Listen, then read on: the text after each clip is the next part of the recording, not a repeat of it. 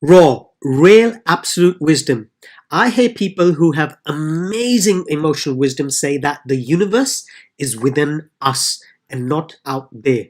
They say it is about being in the now, nothing else. Nothing is under our control, nothing whatsoever. All we can do is be truly 100% in the moment. My name is Rohit Bassi, the host of Raw, Real, Absolute Wisdom. The focus of the show is to assist you, to inspire you, to pass through your failures, focus on your success, and live a wonderful life that you desire, you dream of. Welcome to the show. Jack Welch, Stephen Covey, Nick Vijucic all have someone in common. This one person is simply amazing. She has conducted over 5,000 interviews. She has a twinkle in her eyes. Her smile says, "How are you doing?" And she shines bright. Her name is Freda. She is from Malaysia, Kuala Lumpur. And when you read her book, In Your Skin, you get to know things about her which you would never imagine would have happened to her. Welcome, Freda. Thank you for being in this podcast series, Raw, Real, Absolute Wisdom. Now, I've literally known you just on LinkedIn. I'm based in Dubai. You're based here in Malaysia, in KL. You're the first international person as far as from being away from home I'm actually doing this podcast with. So I truly appreciate that. Thank you. Thank you for reaching out. It's My been 3 days since we've met. Yes, three days, but we've seen each other on LinkedIn. The virtual world is amazing. Now, before we begin, for the record, your full name for our listeners, for our viewers. All right. It's Freda Liu, and I know you want to ask because you're worried you'll butcher my name. Absolutely, that's the reason. I'm terrible pronunciation, so that's the reason I did that. Well done. I know the tricks. Okay, now tell me something. Where does this name drive from? Oh, I don't know. My parents gave me this name, and I asked them, where did it come from? They have no idea. But I was just looking through history. Apparently, that week in the British charts, there was this song that came out by Freda Payne. Okay. So I'm just wondering, maybe something they were listening on the radio and said, "Oh, it's a nice name," but they don't know where they got the name from. They just said, "Hey, just name her Freda." Yeah. Okay. Now, we'll get to what you do at the moment, because you do something very interesting, which I personally find very interesting. Have not a great idea of what it is, but I hear. So we'll reveal it to the listeners in a while. But before we go to that, what were you doing before? Because I believe you work for IBM, and now it's completely completely different. So what's happened since you were working from IBM, or even before that, and to where you are now? So it looks different on the outside because I have this thing called working a radio station. However, I feel that it all connects. So I used to work in a PR consultancy, and then subsequently I worked for IBM PR. So agency on the client side, but the part-time work was always in TV and radio, and I was a presenter, a news presenter. So when this came about, I just felt it was an extension, of myself as in communication.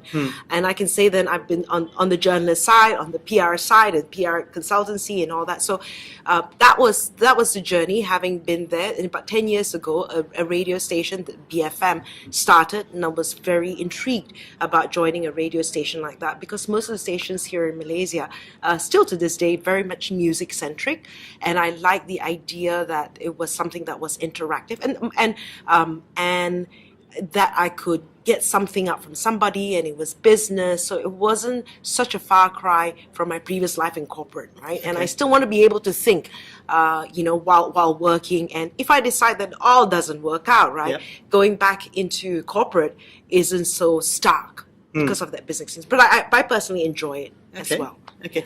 Now, so you're in PR. It's now kind of an extension. You've been doing for over a decade now, I believe. With the radio station, yes. Yeah. You do MC work as well. Now, how is being in PR with a corporate different to being what you're doing now as a broadcaster?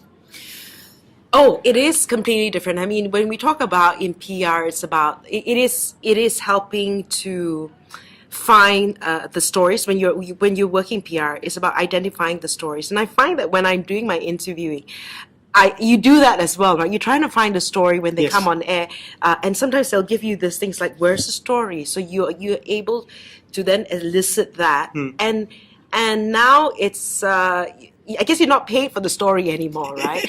But it is still about this ability or the skill to find the story behind the brand, the story behind the person.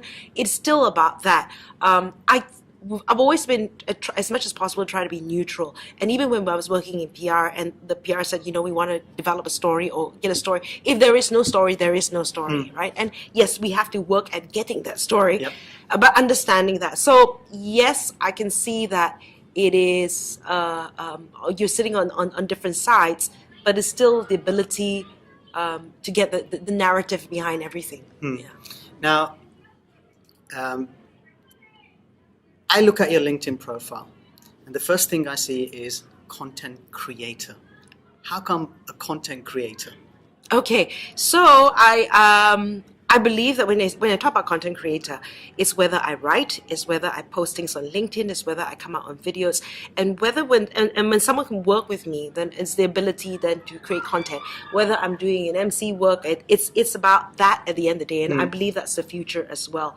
So sometimes by putting ourselves in boxes, we then limit ourselves to what we're doing. Yep. And of course, I'm still working in BFM, presenting and producing and all that, but that's creating content, Yes. right? So then, and I think it's beyond radio that I'm doing it, right? So there are other things, there are other elements of my life. I'm doing writing books, that's creating content, Yes. right?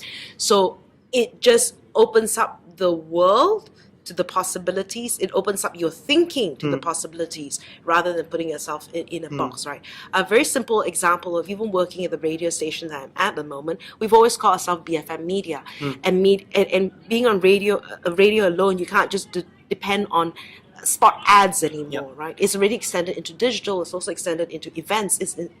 It's gone into other things as well. And this is content that we're creating. So not limiting ourselves to just one thing, and that's how you evolve, right? And opening up your own. When I put these words out there, I'm opening myself to more possibilities, right? Who knows what the medium's going to be in the future? Absolutely. Right. So here's the thing: content creator, obviously with the broadcasting side of things, and you're doing the books as well. We'll come to the books in a while. Social media has a great influence nowadays. You've got Instagram, Facebook, Snapchat, LinkedIn, and there's so many of them out there. These are like the popular ones which we're talking about. How do you relate your content to all of these different medias?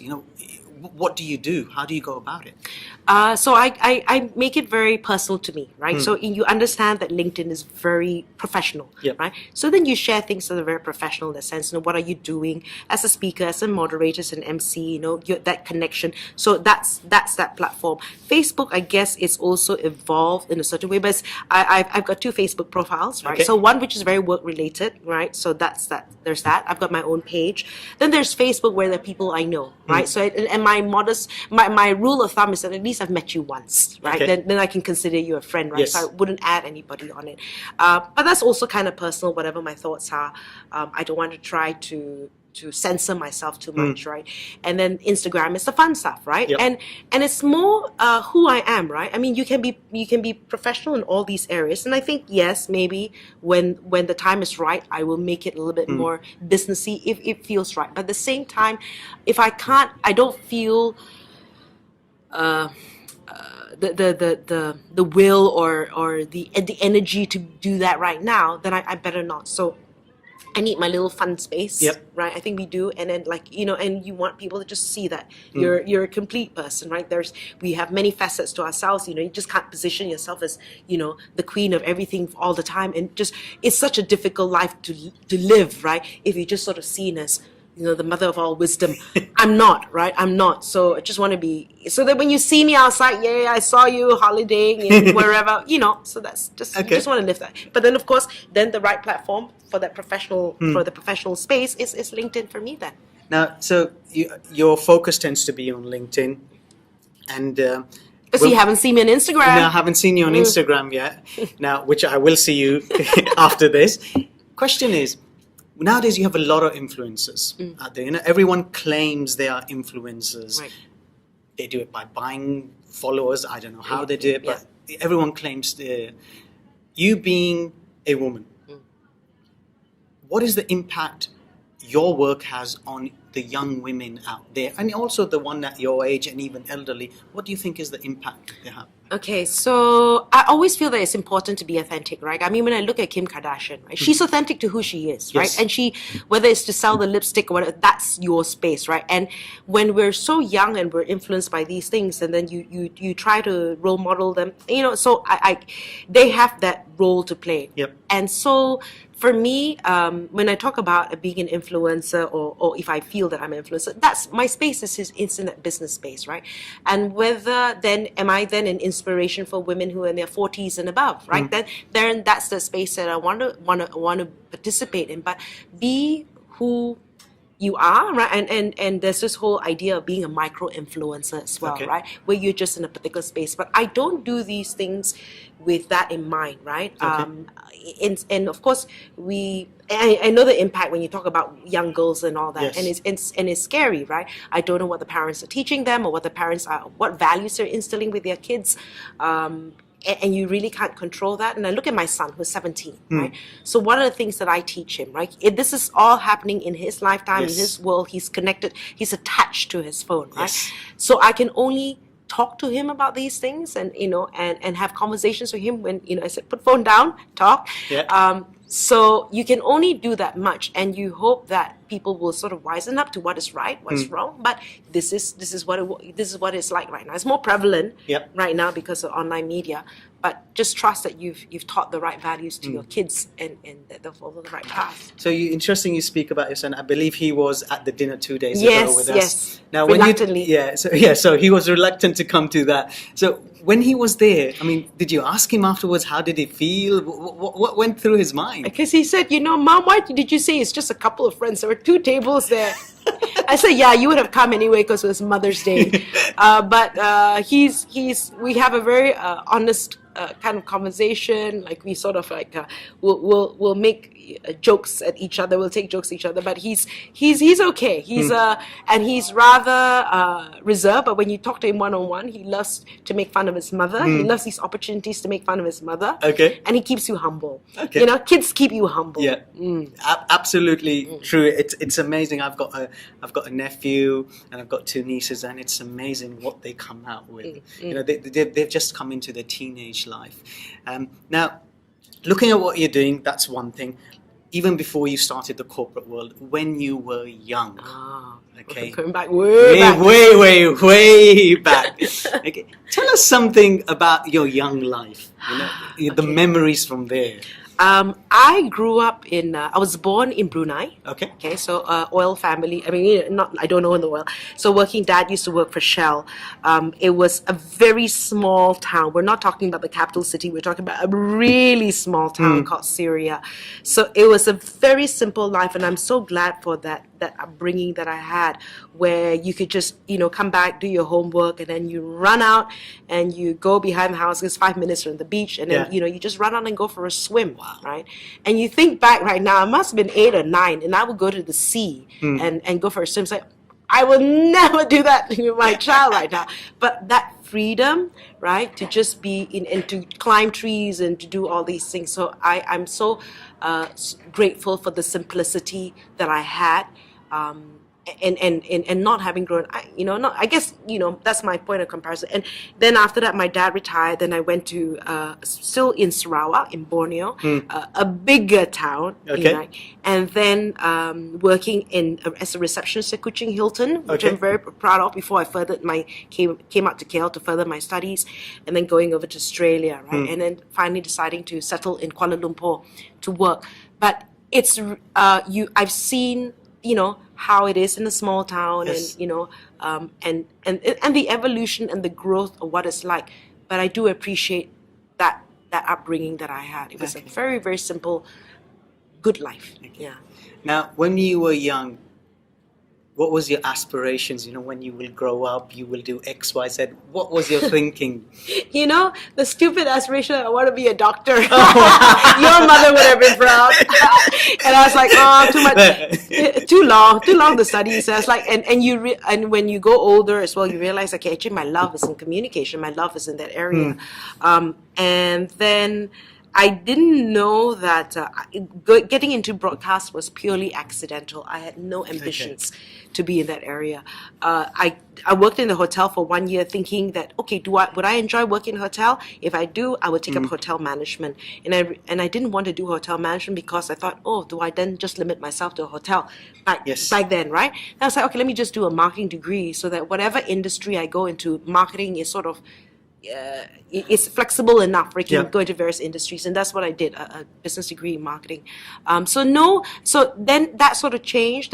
Then when I was at university, there were two subjects that I scored really well in, and it was PR and advertising. And then after it was a game of like when I came out, okay, what do I do, PR or advertising? And the reason I chose PR at the time was because it's a fairly new industry in Malaysia, and it was involved writing. I knew that much, right? In advertising, you're either a copywriter or you're client servicing. Right? It's like, why can't they all do the same thing, right? Because when you're in PR, you do client servicing, you come up with the programs, you do the writing, you do the execution. So I liked the fact that I was doing everything, and that was the reason I chose PR. So and then how things just happened, and I accidentally got into broadcasting. So that's another interesting story. You've had quite a lot of successes, and before we go a bit more into that, you also write books. How come you started writing books? What made you write books? It was a friend who said at dinner, write a book. I said, but what are we going to talk about? Talk about this, establish yourself. And I was like, okay. And I was like, what was, so the first book was this, when I interview a lot of businesses, right? A lot of SMEs in Malaysia. And a lot of SMEs in Malaysia are very shy or don't know the power of PR, having been in PR, right? You hear them one time and then either they have succeeded further or they have failed or whatever. If they've succeeded further, they didn't know how to extend the story. And we like to hear more Malaysian stories. So if you think about this book would have come 6-7 years ago. I think Malaysians have improved a lot more. And you think about platforms like Kickstarter, right? Who says, this is our prototype. This product is fantastic. Give me your money. Right? And we will come up with a product. And we are willing to give our money for a product that's not available yet. And that is marketing. Wow. Right? And we don't know how to do that here. And you look at the education system that the West would have, whether it's the UK, Australia, or the US, right? Where you learn show and tell. You learn these things. You learn how to present all that. We've never had that, right? So we're generally a little bit more inward, a little bit more shy. I was like, we need to go out there and talk about the fantastic Malaysian companies that we have. So that's why in the first book, I featured Grab when it was still called My Taxi. Right? And how it's evolved to what it is then, right? And they are one company that's done a great job in building their brand. Very true. Yeah. Absolutely true. So that was the first book.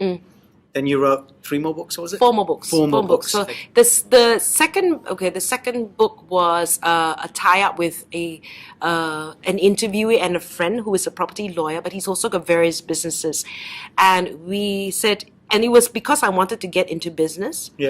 And it was a business that I knew was wrong from the get-go. I knew it was wrong from the get-go. I just needed him to ask me those questions that made me think clearly. And I was like, I knew it was wrong.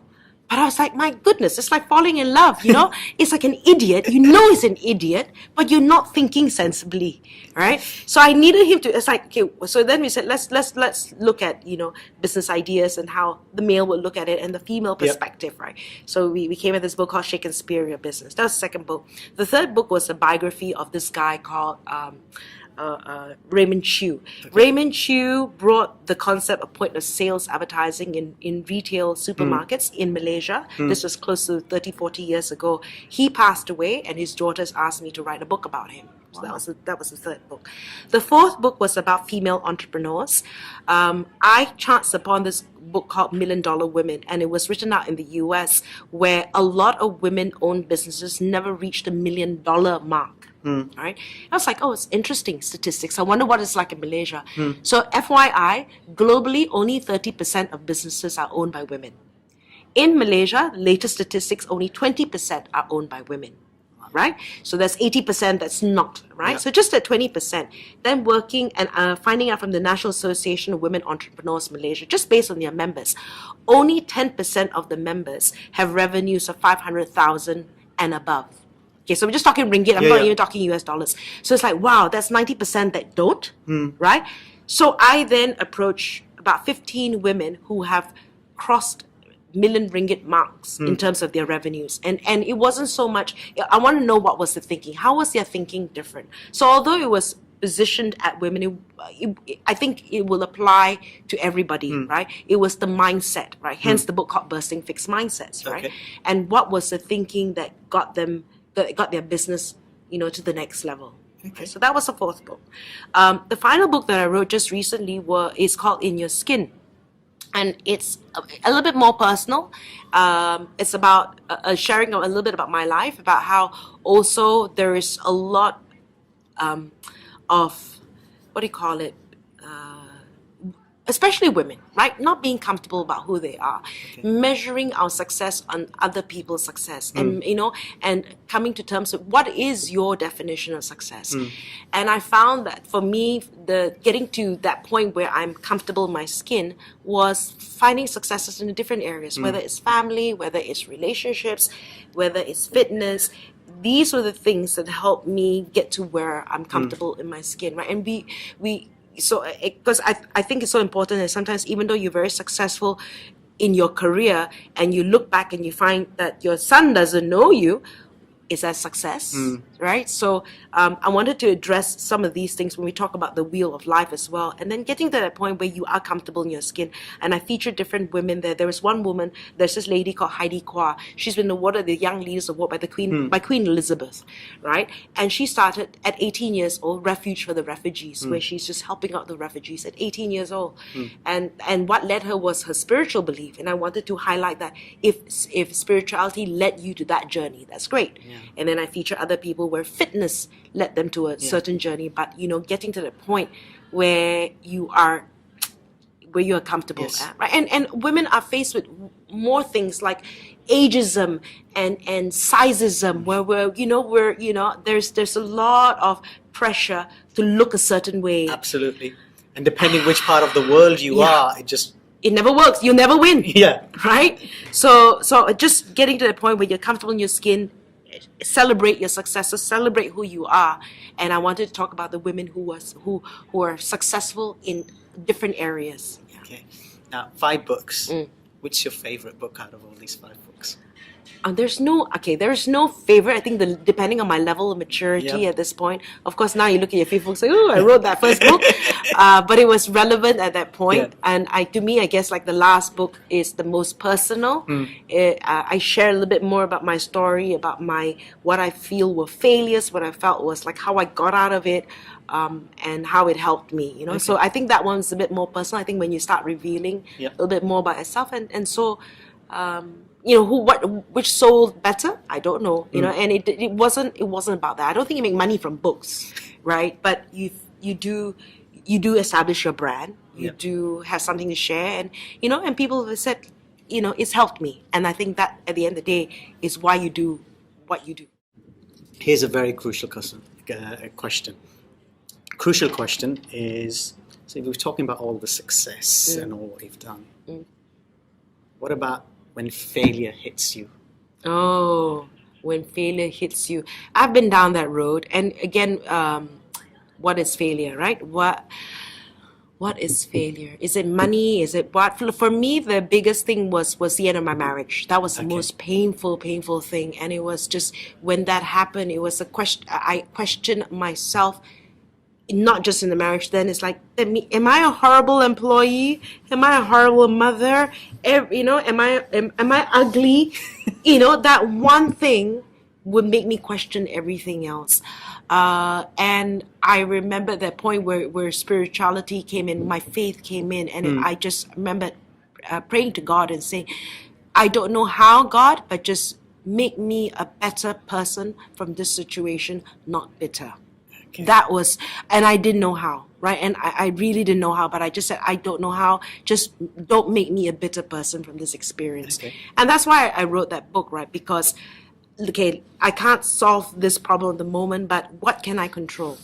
I can have a better relationship with God. I can get fitter. I can have more meaningful friendships Yes. with friends. These are the things that I can have control, right? And I can't control the other person. But then when all these things, when I paid attention to all the other things, other things improved. And that was my formula. It didn't happen overnight, Yep. right? But that was how I got out of it. And, Okay. and again, you question who you are, right? I mean, right now I work for a radio station. Yeah, people know you, blah, blah, blah. And then, like, what happens when it's all over? Do you know who you are? Yeah. Do you, writing the books, that helps and all Yep. that. But is it a mask, right? I mean, you're smart enough to be strategic and all that. But when all is stripped away, who is Freda Liu? And I asked myself this question, right? And that's why all these things are important. The friendships that you have invested in, the family. I mean, simple. Stephen Covey, deathbed, right? I've written my eulogy, right? I've written because I wrote it down. It's like, what would people say? And I wrote down my eulogy and said, and I'm very clear about what it's going to be. And then live your life backwards. Right now, it's the next holiday. Now, talking about failure itself. So you did these couple of things, and you're talking about failure, how you think you're a failure at one thing, and then you start thinking of, well, all of these different things that you're failure. Is failure a bad thing in your books? Oh, no. I mean, looking back, right, you tend to coast, and if you don't have that, right? I remember just like, life was just sort of coasting along, but you're not taking any risk. You're not taking anything because you think, okay, I don't want to rock the boat. And then you live life of quiet desperation. I'm serious. Until that happened, it jolts you. And I don't wish this on anybody, but it seems to be that the carrot strategy doesn't work. People need to get motivated only if they've been hit by the stick, right? And so and then when you've been down, you appreciate the fact that you get back up on the mountain, right? And so it's not a bad thing, this is life, right? There's got to be, you don't want it to be just like, I'll share a story about my dad, where do you want to die with the music in you, right? So my dad is a fantastic father. He was a brilliant musician. He could pick up the trumpet, the guitar by sound and everything. And of course, reality is he got a job, he had 4 kids, so and he great father and all that. He took care of all of us, and he died 2 months short of his 60th birthday, right? Upon finding out, okay, the youngest child, that's me, have graduated. Like, I think like he knew like all my responsibilities are done, and he just sort of gave up. And he, to me, died with the music in him. There were so many things that I wish I could have done with him and all that, but he did what was responsibly right. And if he didn't have those responsibilities, would he really have done those things, or would he be in a band? Right? I don't know, right? So you don't want people to die, I don't want to die with the music still in me. Okay. Right. Your dad's incidents obviously taught you quite a lot. Your marriage incident taught you quite a lot. One of the things which I've seen about people about failure is they want to run away from failure. They think it's a really bad thing, that we should always show the success. They're not willing to be vulnerable. Right. What are your thoughts on that? Okay. No, be very, okay. So this is a book that I read by Martin Seligman called Flourish. I don't know if you read it. I've not read it. Okay, so it's a great book. I highly recommend it. And he talks about how you don't, there's one part, because he's a psychologist, he says that when you are going through something, he says, deal with it. And he says, deal with it, not flippantly. Right? He says you have, and there's a couple of exercises you can do, questions you can ask yourself. And it says that when people have depression, what happens is that when they take these medication, there are 2 types of medication. There's curative and there's cosmetic. Okay. So curative is you take a malaria tablet and you are cured, Yes. right? depression medication is cosmetic, which only solves 65% of the problem, Yeah. and 35% is still not addressed, Okay. right? So you have to deal with it. We don't like to deal with it. We don't like dealing with the pain, but you've got to deal with it. And then he's not saying that medication isn't important, but if you're only solving 65%, there's 35% that's still not solved. So, and when when you go through that pain or whatever and address it, I always ask myself, like, I know when I'm not at peace about certain things, right? Why, and get to the root cause of the root reason why I'm not happy about something, right? And it could be the big things or the small things, right? Because you also have to teach your children. Like, I have a son, and I think men are in a more difficult situation where they're supposed to keep it all in, right? Yes. And I think it's really so. I'm giving my son the space to be himself, right? And I've had these conversations. If you're upset about something, cry. Let it out. Do you have friends you can talk to? You can always talk to your mom, right? And that I don't judge him on these things, right? Right now he's 16, 17, so mom isn't cool. Mom, Okay. so okay, whatever. But he knows that he can be open enough to speak with me, and from a very young age, I remember when my mom-in-law was to me, and I know she means well. Said, "Boys don't cry." I said, "Mom, don't say that. Don't say that. Of course you can cry." I said, "Don't be a cry baby, because you didn't get your sweet. But if something upsets you and Yes. something saddens you, cry. If you're feeling angry, if you need to go to a room, scream, whatever, when you're calmer, we can talk about it. But don't keep it all in. Don't bottle it in. It is not healthy, right? It's why is it that we only glorify? These are emotions, right? Yes. Happiness is equal to anger, is equal to sadness, is equal to that. And these are all these emotions that we have to experience it. We have to understand the situation, right, on how we can explain. So, that moment where I'm angry and then I want to slap someone, Yeah. there is that gap, right? I've learned to widen that gap and go somewhere before I react, right? But I do address the fact that something pisses me off, right? It's okay. Or something makes you sad. It's okay, right? But you just sort of like that moment. So what do you do in that moment to get that gap? There's so many things, right? I mean, it's like, okay, I usually walk away from the situation, right? I Okay. usually walk away, go to a room or whatever, festa, da, da, da, and just whatever, journal, or what have you, right? Just do have a gin and tonic, whatever, you know what I mean? Yeah. So just do what you need to, and then after that, but don't think it's not there, right? And come back and address it. Come back and how do I then deal this positively? Because understand that everything you do has repercussions and consequences, Yes. right? So you don't want to also. It's okay if you're angry by yourself, but if your anger then spills over into other people. It's like I've had moments, right, when I've been angry at my son and I'm not proud of my behavior, right? Now I'll tell him I'm sorry, right? And you have to be able to tell him sorry so that he also knows that mom isn't perfect and that you can also say sorry when you're not perfect and it's okay, right? And I think that's important, right? For mom isn't always right. Yep. Mom isn't always right. Mom's also learning. You didn't come with a handbook. I've had this conversation with him where I said, I love you, Jude. I love you. Parenting sucks. I love you. Don't take it personally, but parenting is so tough. Why can't you just listen to me? That's a very good way to look at it. That's very, very. You're being human. Yeah. That's what you're doing. Now, a time in your life, in your career, let's look at your career, where you just thought, I'm just a big failure. Oh. I can't do this anymore. Ever happened? I actually no. I've okay. So I'm very okay. So how do I say this? I'm very clear about what I want and don't want, right? Okay. And so if you talk about career, okay, maybe not in the corporate setting, right? Just talking about career. Yeah. No, I've never been. It's never consumed me. My career has never consumed. I love it.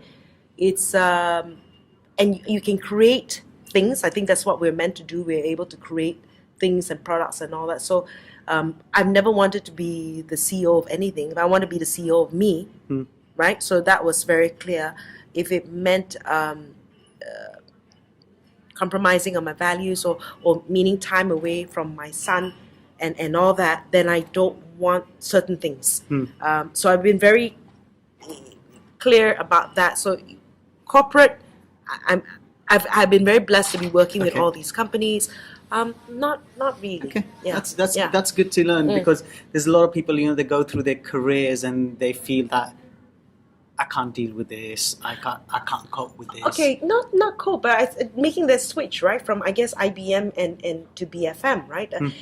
It was a very good company, but I didn't feel the last role I had. I moved away from PR and I was doing a marketing role, and like I couldn't hack it. It wasn't even a marketing role. The title was marketing, but I ended up doing other things, and I just didn't enjoy it anymore, right? But but then when I look back, if I wasn't. And it was such a case that I was looking for certain roles and nothing was available at that moment, right? And I was stuck with this particular role. And if I wasn't pushed in that corner, if I wasn't that miserable in that particular role, nothing against the company, right? Just that particular role. If I wasn't pushed to that corner, would I then have looked at BFM, right? And I think I needed to be pushed to that corner. Then I looked at other options. You say that. I was looking at a post, and as you see nowadays, so many posts on social media. It said, "Their obstacles move out of my way," and I was a bit like, interesting, and I responded back, and saying, "Their obstacles, thank you for showing me the way." Right. So it's like you're saying to me that this marketing role was kind of an obstacle, saying that, hey, you're not meant to be over here. You're meant to be somewhere else. Right. And what I'm getting from you is you're saying when you're in a situation which is a tough situation, you need to just take a seat back and say something else is meant to be for you, not this. And it was just I could have continued with that role and it was working with a wonderful company, IBM, right? It gets you very comfortable. I was able to work from home. I was able to do all these things. They treated the employees really well, and I was comfortable. But it was like sitting on a nail, right? And and the nail wasn't painful enough. And until it got painful enough, that made me move, right? So you look back and say, wow, no wonder that happened. If that didn't happen, I wouldn't have made the jump, because it didn't make sense to join BFM. Because it was a startup with no track record and was asking me to remove 30% of my salary, right? And it might or might not work. This is an independent radio station when there were all these established radio stations, right? They were part of a giant group of listed companies, and we're just a small little company. If it didn't, everything was saying that this won't work. And yet, right? And because of that, I said, let me take a chance. I mean, I'm really glad I did it, right? But until I was there, so these are the obstacles. Sometimes when I look back and I'm faced with obstacles right now, I said, okay, and that's where faith comes in. Okay, God, what else have you got in store for me? So I don't take these things like there's a reason why it didn't happen. We'll find out why in a couple of years. We'll find out in a couple of months. Right? So that's my attitude to a lot of things.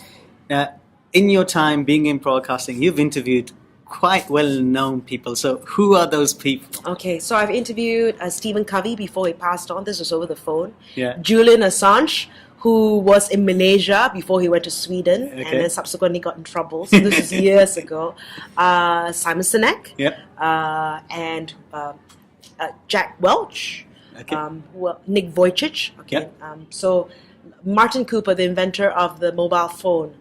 So heaps of people. Prince Andrew, when he was here in Malaysia. So these are some of the names, and good fun. And from these people, I mean, some of them are, I would say, considered as wise. Right. From one of those people who you interviewed, you felt, wow. Did anyone give you that experience or something which is like, this is something which I really needed in my life? Okay, so I'm going to be answer that sounds politically correct, okay? Which is like I learned from everybody I know, right? I learned from everybody I know. But who really touched me was Nick Vijucic, right? So he came to the studio and we were doing this interview. And, you've heard his stories. Yes. You've heard. And yet when he says it, you start crying. Yeah. Right? Okay, because just the warmth and just that energy or that spirit that he has, right? And then when he finished that interview, he said, and we're off air, and he says, Freda, can I pray for you? And he prayed for me, and the words he said, like, how did you know? How did you know what to say, right? And it's just like, oh, and then I burst out crying again, that kind of thing. But to me, just that the what he emanated, right? And then of course you end up with a hug and all that, and he's just something else.